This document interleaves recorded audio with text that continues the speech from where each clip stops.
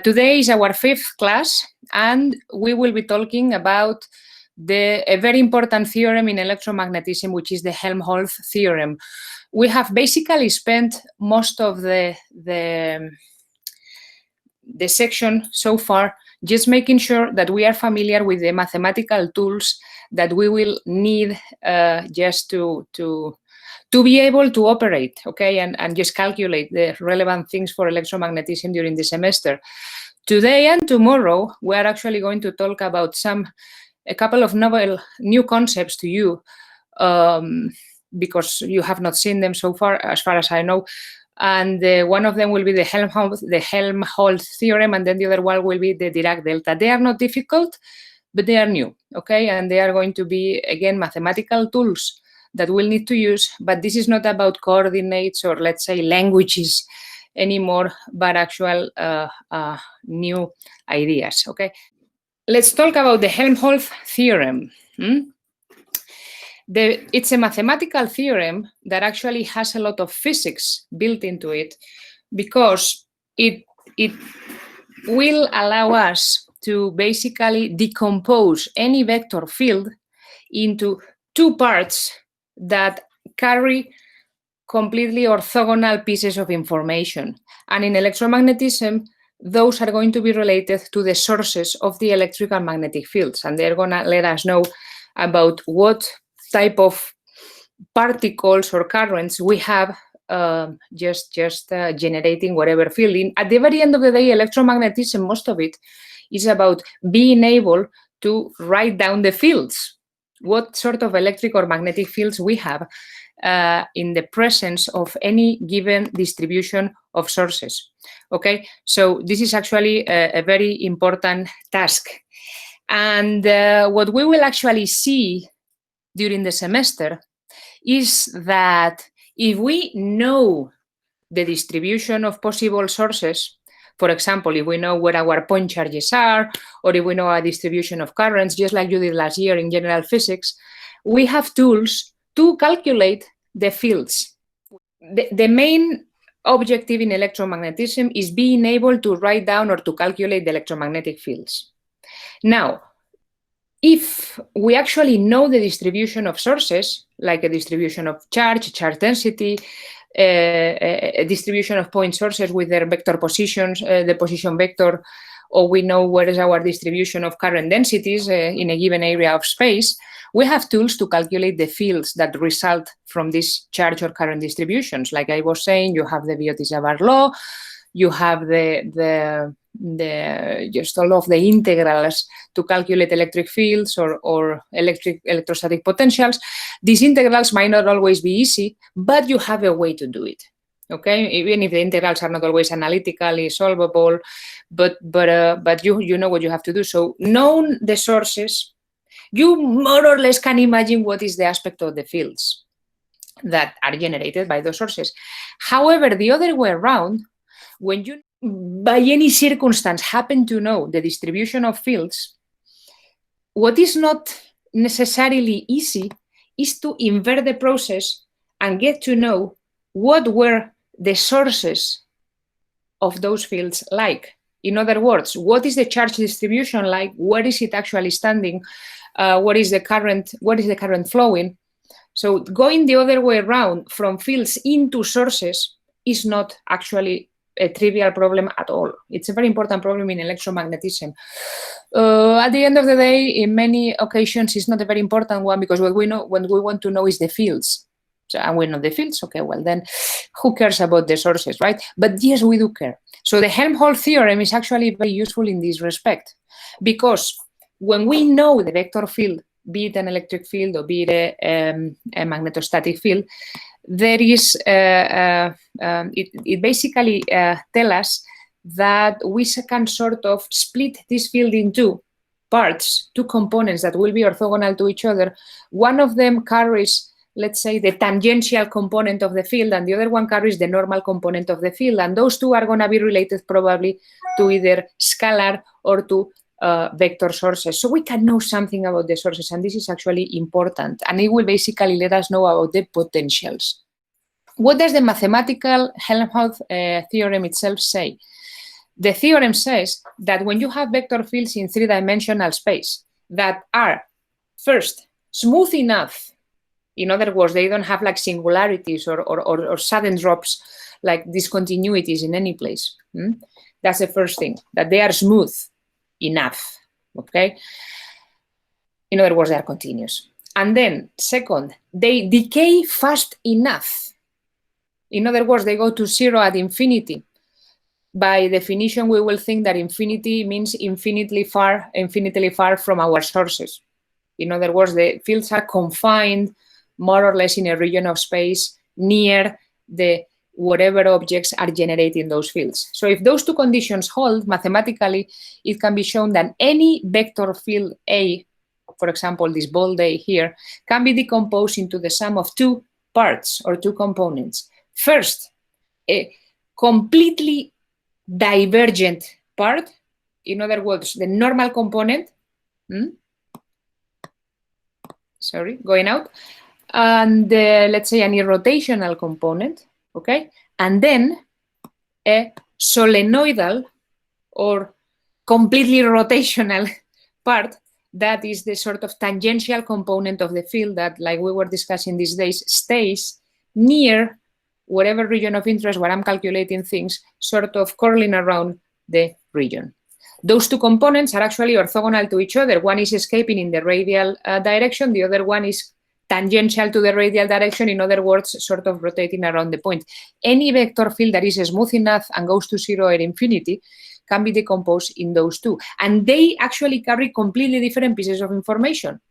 The irrotational part carries all of the information of the field, the component, the vectorial component that escapes, that diverges, and the second part, the solenoidal part, carries the component or the part of the field that stays swirling around or curling around my region. And those are two normal things. They are orthogonal to each other and they are completely different. So from the, let's say, intuitively point of view, it's kind of easy to think that any vector field, whatever it is, can have a superposition of those things.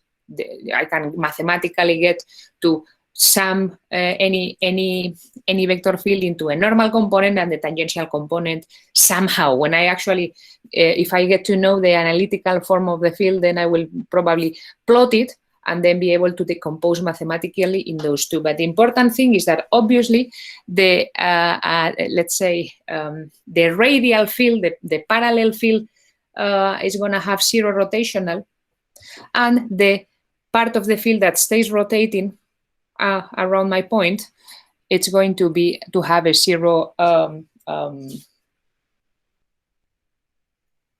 divergence. Okay, this should be a normal sign. All right, so there we are, all right? The tangential component has zero divergence and the radial component has zero rotational, okay? And this is interesting when you think about electrostatics, because we can get to write any physical field, and in particularly any electromagnetic field, F in this case, any electromagnetic field, be it static or not, I don't care, as the sum of two things. First, a purely divergent component that in electrostatics we actually write down as a gradient of something, because you know that gradients diverge, they actually choose the fastest possible path to escape from the point of interest in the maximum increased direction. Okay, this is typically the radial direction. If we think about, for example, point charges in electrostatics, and we use a minus here, and this is just the choice. You can use any point, okay? And then the second part, the rotational component, if it's rotating, we can think that it will be the rotational of something else. Okay, so if the purely divergent component, we write it as the gradient of a given scalar V, and the purely rotational component, we actually write it as the rotational of a given vector field A, okay, capital A. What we will see during the course is that the scalar sources, the point charges, are the ones that are guilty for generating the part of the field here that is diverging, just like in electrostatics, some fields are radial. When you think of the field of just a point charge or even a finite charge distribution, a charge density. And then the second, the rotational part of my electromagnetic field will actually be related to the vector sources. For example, will tell me about the magnetic field. Then what we will get to see, I'm just advancing this as a spoiler, if you want to think about it, is that this V is going to be the electrostatic potential, and this A, we are going to call it magnetic vector potential. And they both will have formulas that are connected with the gradient of the divergence of my field, which is something that we saw yesterday will be related to the Poisson equation and therefore to the charge distribution, and we'll see this later. And then the magnetic vector potential will be related to the rotational of the field. So those actually, we'll talk about this very, very carefully. You are familiar with the electrostatic potentials, but I don't think you have been talking about the magnetic vector potential yet. I don't think in the first year you actually see this. But it's basically a potential that we will talk about that basically holds is subject to the condition that the rotational of the magnetic vector potential is B, the magnetic field. So just like the gradient of the electrostatic potential is E, the electric field, the rotational of my magnetic vector potential is B. Okay, so here I have that the electromagnetic field in the end of the day will be a sum of the electric plus the magnetic field that we have in a given region of space, and that is the electromagnetic field, the combination of both. But anyway, we will get to talk about those potentials later. But there are a couple of things that we really need to highlight, and is if we actually know the divergence and the rotational of my field F, my electromagnetic field, whatever generally in electromagnetics, but it actually holds for any sort of field. Okay, I can put the divergence in here, I can put the rotational in here, and I get to know the field just fine. If I know the divergence and the rotational of a given field, I can get to calculate the actual field. So if I know the derivatives of the field, I will have tools to go back and actually integrate the field itself. And this is basically what the Helmholtz theorem says. Why is the operator on the vector potential with a prime? Such a good question. This is actually a typo. I fixed it. For the time being, ignore this prime. Later in the semester, we will actually use primes on delta operators, which mean that we will actually derive with respect not to R, but to R prime. So the prime or no prime will actually let us know which position vector is going to be the one respect to which I am deriving. Now, deriving. What we will see in the next section, so right now it's not really very important, this is actually a typo, I will remove it and post at the end of the section a definitive version of the slides where I correct all those things. So imagine it's not there, but I will advance that what we will do in electromagnetism is basically use the prime coordinates for describing the sources, where the sources are.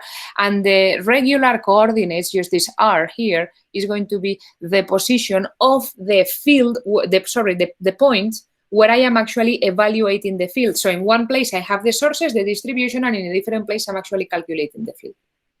And this is going to be the difference between prime or not prime. And sometimes I will actually want to derive respect to the coordinates of the sources, and this is when I will use a prime on a del. Here it's actually a typo and I will fix it, okay? Okay, so thank you for the question, Pedro. So anyhow, the point here is that if you know the divergence and the rotational of any field, then you have information of those two components, the purely divergent one and the rotational one. And those two together help us learn what is the field itself. Okay, so what I was going to say, just a real quick couple of words about potentials. First of all, if we have a field F whose rotational happens to be 0 everywhere, in other words, it doesn't have a rotational component, then it's a purely divergent field. And then it will only have a component that can be written as the gradient of something, a scalar function, V, which we know in electrostatics will be our electrostatic potential. We choose this minus because we can just choose this anyhow. Anyway, the purely divergent component pointing outwards or inwards is just a matter of how we define the positive direction of R. It's not a big deal with respect to this theorem, at least, okay? For rotational fields like the electrostatic field, I'm getting ahead of myself, but you know these things already, so it's okay. We have the following equivalent, we can write a number of following equivalent expressions of conditions. First of all, if f happens to be the gradient of something, then the rotational of f needs to be 0 everywhere, okay? Second, and very important, if I actually calculate the line integral of my field from an initial point A going through any path all the way to a final point B, this line integral will be independent of the actual trajectory, the path going from the first point A to the final point B. In other words, I can use a straight line to calculate this line integral. I can use whatever zigzag. The result will be the same because, as you know, when you do this integral, since f is the derivative of something, the only thing that will matter is the primitive, the difference of primitives between endpoint and final point, and not what happens in the middle. Okay? Fundamental theorem of calculus, or however you want to see this. And for this very, very region, the circulation of f along the line integral along any closed path is going to be 0 because initial and final points are the same, and therefore the difference is 0. Okay? So you know that this is actually what happens when we have this particular kind of vector fields that derive from conservative forces, not just the electrostatic, but also, for example, the gravitatory force holds this condition. And it's going to be very, very relevant for us when it comes to calculating electrostatic fields. And we know, for example, the potentials. One important thing is, since I'm actually defining the divergent part, the divergent component of my field as a derivative, this function v, the scalar potential, is not uniquely defined. Any constant can be added to it and things don't really change regarding the physics of the problem, okay? You already know this. If I, instead of using this v, I use a v prime, which equals v plus any constant c, the derivative of v prime is the same than the derivative of v anyway. So you know that the origin of potentials can actually be shifted to your convenience. Now, this is for fields that are purely divergent, like the electrostatic field. How about the other way around? What if I have fields that are purely rotational, or in other words, solenoidal fields, the fields that are rotating non-stop around the point and have 0 component that escapes from a volume of interest? Then the divergence of my field will be 0, and I can write the field just as the rotational of something. This A, in the case of the magnetostatic field B, is what we will call again the magnetic vector potential. But this is going to be in section 4 and 5. So it's a bit early, but I want you guys to start getting familiar with this idea, okay? In this case, if I have fields that are purely rotational, like the magnetostatic field that you know rotates around the current that is generating the field. For example, if I have a wire like a straight line and it has a homogeneous intensity going, for example, in the vertical direction, you know that the magnetic field that is generated by this distribution of current rotates around the wire, okay? And you know actually how to calculate it. So this is, for example, a situation where this condition will hold. And in this case, we can actually write, again, 4 different ideas which are equivalent to each other.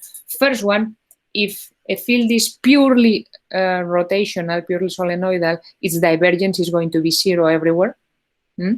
Precisely because the field is a rotational of something and the divergence of a rotational is 0, as you know. Then, like we were talking about when we were thinking about the Stokes theorem, if I actually calculate the flux of my vector field across any surface S, this flux is independent of S. It will only depend of the curve that defines S.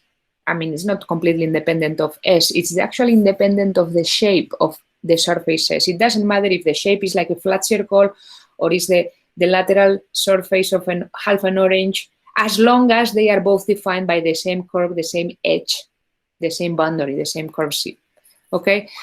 And just like we were saying, obviously, if I actually calculate the flux of my vector, my rotational field across a closed surface, any closed surface, the result of this flux is going to be 0, which only means that if I have any closed volume defined by a closed surface, and I have this purely rotational field in this area of space, if I calculate the flux across this closed surface, there are as many lines going in one direction as lines going out in the other direction, so the net flux happens to be 0.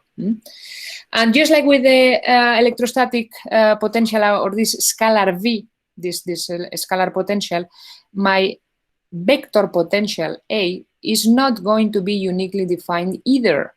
Any constant can be added to it. In this case, it will be a vector constant. Okay? If I, for example, know the analytical form of my field A, and I defined an A prime field, which happens to be equal to A plus C, a vector, a constant vector, the derivative of those two will be the same. Juan Luis is asking, why are scalar potentials defined as minus nabla, but vector potentials do not have the minus sign? We'll talk about that when we will talk about vector potentials, but the minus only is used. It's a criterion. It doesn't really have any importance. It's just important for electrostatics because we have chosen to represent the electrostatic fields pointing outwards of positive charges, okay? And then inwards towards negative charges. And since it's the gradient of the electrostatic potential, the field is the gradient of the electrostatic potential, and the gradient points in the direction of maximum increase, and the field is maximum near the charge. If I want the positive charge to generate a radial field that points outwards, I need to put this minus, so I revert the sense of the gradient. Okay. Now, in the case of the magnetic potential, there is no criterion like this. All we actually use is the right-hand rule, just because of vector products, cross products. So we kind of use always the right hand. We point, for example, my thumb in the direction of the intensity flow, the charge density, the current, flowing, and then the field rotates around the source in the direction of my fingers. So here there is no need to invert anything, basically, because the cross products already take care of making sure that A cross B has the right sign. No?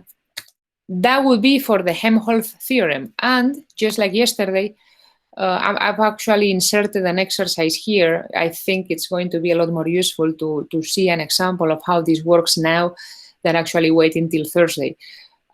So which is tomorrow for the practical session. We'll have other examples for the practical sessions, but I thought it will be it will make sense to see how this theorem works right now after explaining the theory. So there is an exercise in your list, which is exercise number 7, which is related to the Helmholtz theorem.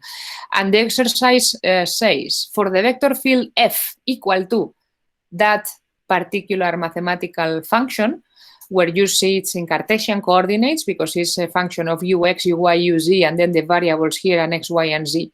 And there are a number of constants in there. There is a 2, another 2, there is a C1, a C2, and a C3 there, which are supposed to be scalar constants, but in principle, we don't know them. The exercise is actually asking us to find these values of C1, C2, and C3 if we know that this field has to have a 0 rotational.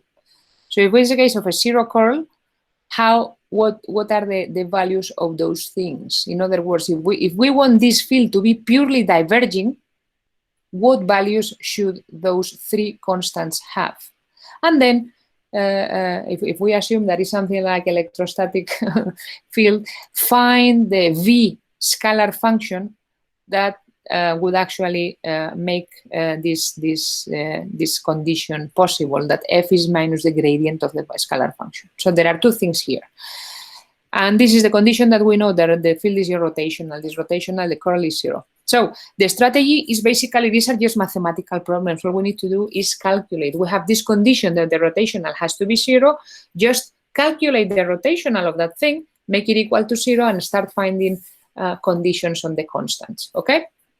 So, yeah, by the way, these are Cartesians, obviously, and we will calculate in Cartesians because there is nothing here that is asking for us to make our life complicated and go into spherical or cylindrical or anything. It's just a matter of calculating. So if we calculate the rotational of F, right, we actually find this result here. We make it equal to 0 just to make the condition hold. And then since it's a vector with an x, y, and z component, for that thing to be null, to be absolutely 0, the 3 components have to be 0 simultaneously. So basically, if I make minus C3 plus 2 equals 0, and then independently C1 equals 0, and then C2 minus 2 equals 0, I obviously find those almost trivial solutions, very easy for you guys. C1 has to be 0, C2 has to be 2, and C3 has to be 2 as well. So then this is the solution for my field, so that the field is purely divergent. If you want, plot it, okay? If you have any program at home, or if you know whenever any application, or just plot it, and you'll see that it's basically escaping from the origin, in this case, all the way out to infinity. Anyway, so that would be the solution for the first part, very easy. But now the second part is this, find this scalar function, this potential, so that f is minus the gradient of v. Now, how do we do this? Well, if f is the gradient of something, this means that the first component, the x component of f, has to be equal to minus the derivative of v respect to x, and then the second component of fy, in other words, this 2x minus 2z, has to be equal to minus the partial derivative of v respect to y, and similar for z. So I can get 3 equations which are actually differential equations because they involve the derivatives of a function, in this case v.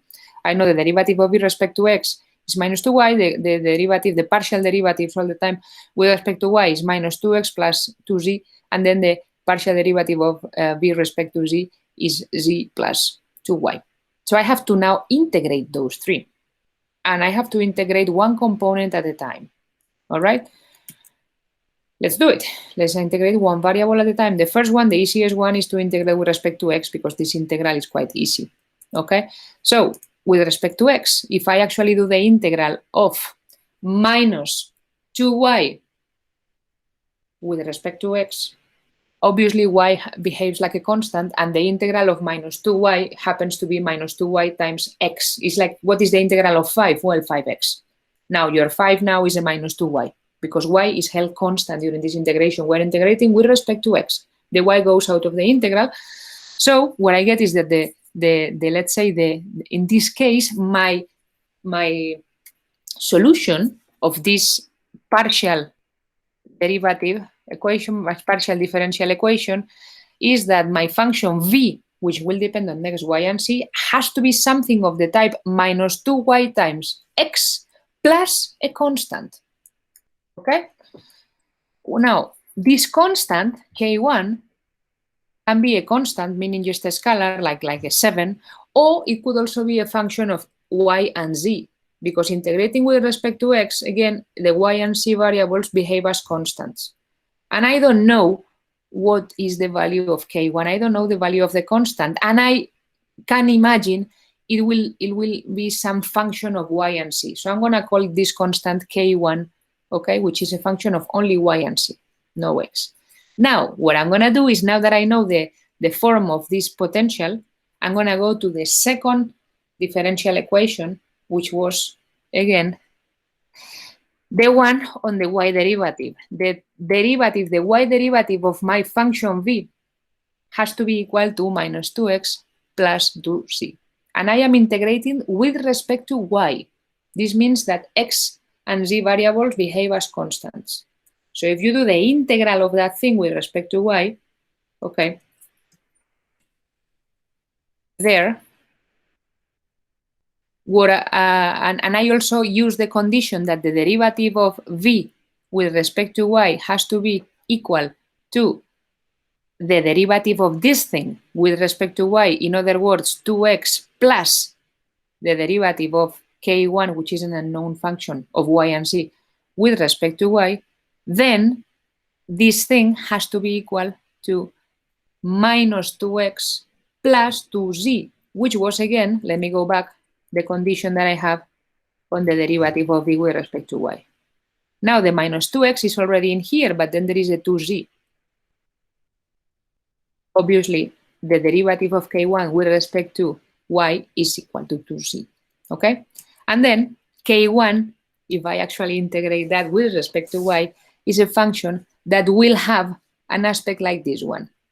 2 times z y, because I have to integrate now this expression with respect to y, and z is a constant that goes out of the integral, so the integral of that is basically a y times the constants, plus another constant. But now this constant, I'm going to call it k2, and k2 can be either a scalar or a function of z.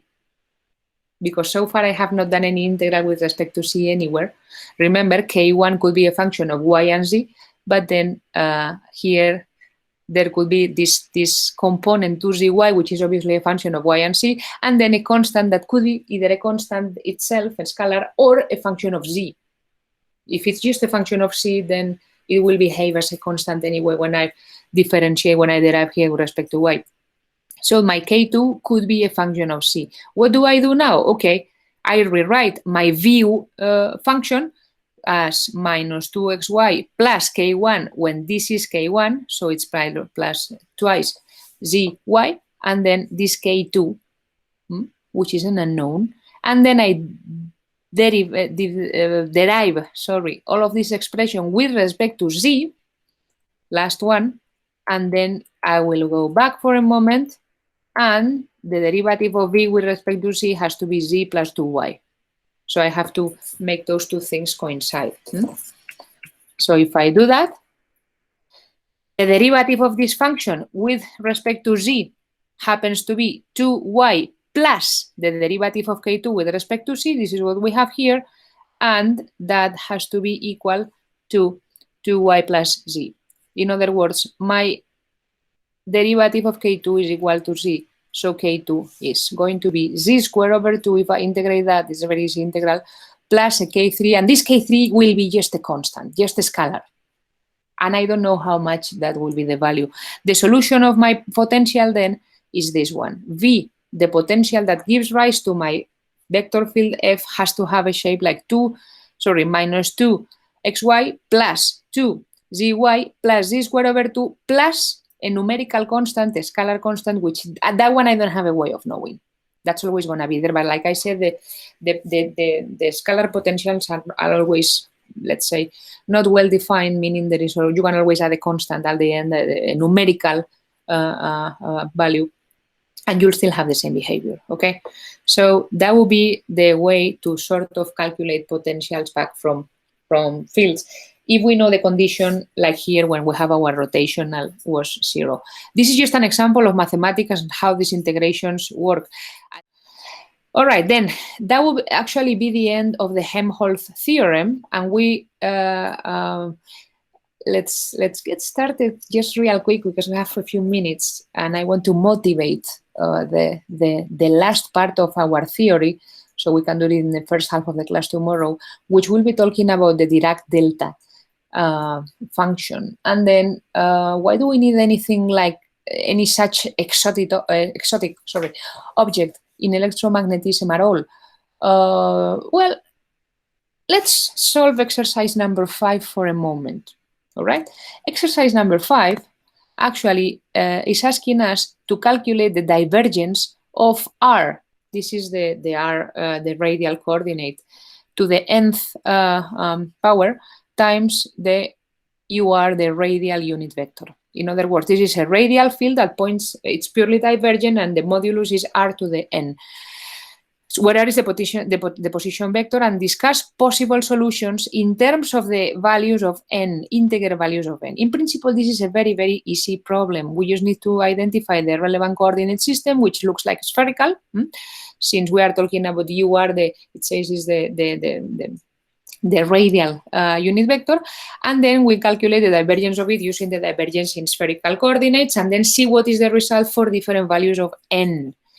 Since they are asking for this quite easy derivative, there's already, we have the idea in mind that there's going to be some singularities in our results according to different values of n. So let's do it. The divergence in spherical, you can go to your cheat list, and this is the expression. We only have a radial component in this field, which is r to the n, and then this is the field again. So the divergence is actually quite easy to calculate if you apply the formula, and the result is here.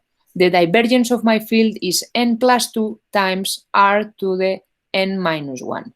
And in principle, there is no major problem with this field.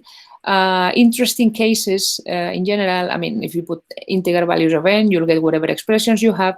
But interesting cases could be, for example, what happens when n equals 1. So we are just finding the divergence of the position vector itself, the divergence of r. We have already calculated this the other day. Basically, the result is 3. Which is consistent with this formula. We already did that.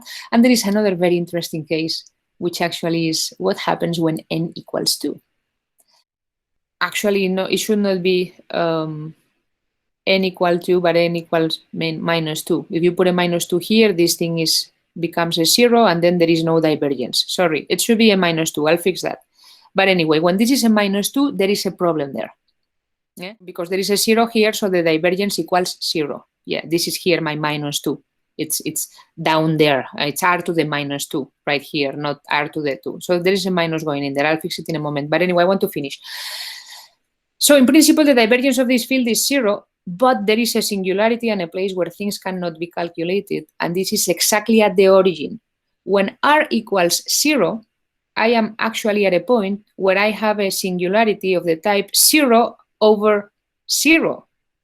And this is something that in mathematics is not very well defined, and something happens. We cannot calculate the divergence of my field right at the very origin. I have an uncertainty, I mean, some not very well defined value. But then in the rest of the universe, the divergence is 0.